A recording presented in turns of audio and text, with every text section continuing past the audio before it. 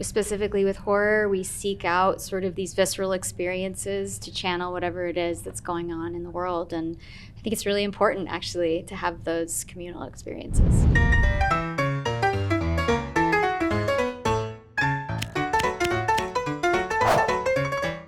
Hi, David Crow here with Den of Geek, and I'm here with Mimi Cave, the director of Holland. Hi, David. Hi.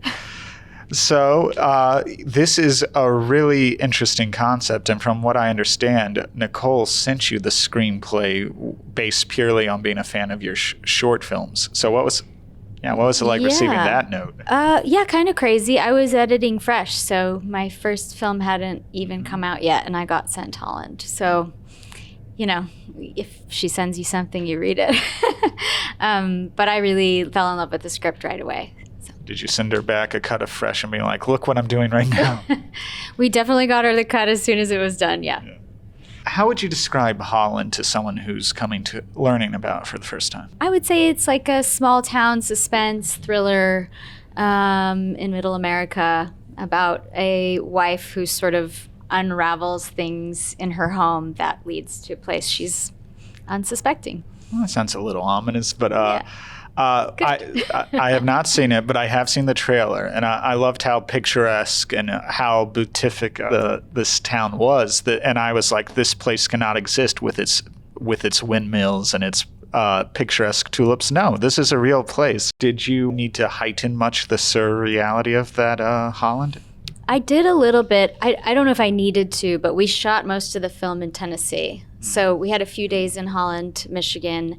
I spent a lot of time in Holland, Michigan before prepping, so I got to know the people in the town and the town itself really well. I'm also from Chicago. I know Holland as a kid, so I have some familiarity with it. And then I set it back 20 years in the year 2000, and then in terms of my art direction, I kind of pushed it much further, just to get it into more of not a surreal space, but more of a hyper-real space. Why 2000?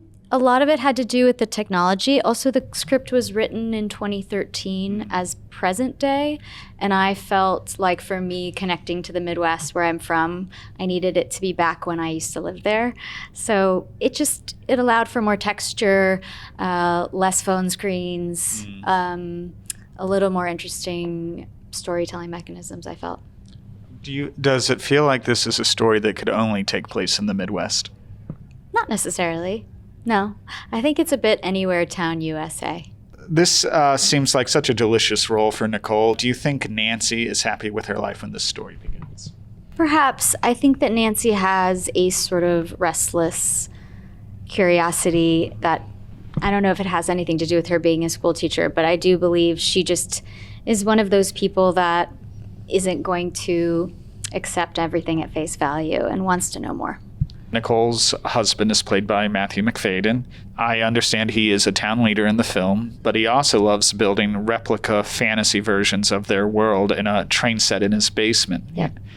What can you say about Matthew's character and, I guess, their marriage in the story? Matthew's character, Fred, is sort of a pillar of a community, the guy that you can trust. He's a doctor, he's an optometrist, he's a do-gooder. And he really is kind of like world's best dad. Yeah. That's all I'll say. Is there an appeal for you using genre to tell these kind of hard truths in movies? Yeah, I think I'm drawn to, I have to say I'm not generally drawn to a specific genre, but I am drawn to certain scripts and sort of the through lines in those. And I think I tend to be really drawn to ideas of perception, how we look at things, and maybe if we looked at normal, everyday, menial things differently, we might see something we don't expect. But why do you think audiences are still responding so enthusiastically to original stories with these kind of heightened elements? I think people are craving original stories. I think cinema and original storytelling is one of the last art forms we have that really brings people together to allow us to have an experience that is sort of outside of ourselves or bigger than. And so I think that specifically with horror, we seek out sort of these visceral experiences to channel whatever it is that's going on in the world. And I think it's really important, actually, to have those communal experiences. What do you hope people take away from Holland after they see it?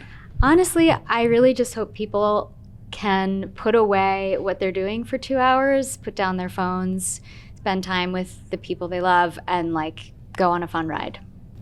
I look forward to taking that ride later today. Good. Mimi, it was a real pleasure meeting you, and thanks for coming by. Thanks, David.